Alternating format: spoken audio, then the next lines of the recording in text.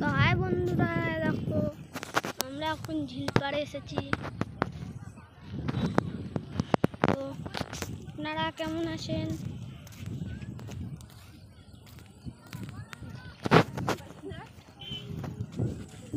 নিশ্চয়ই কমেন্ট করবেন, like subscribe করবেন। তো আমরা এখন আছি আমাদের মেছেদা জেলায়। এই যে ঝিলটা আছে, সেই ঝিলে আমরা এখন আছি।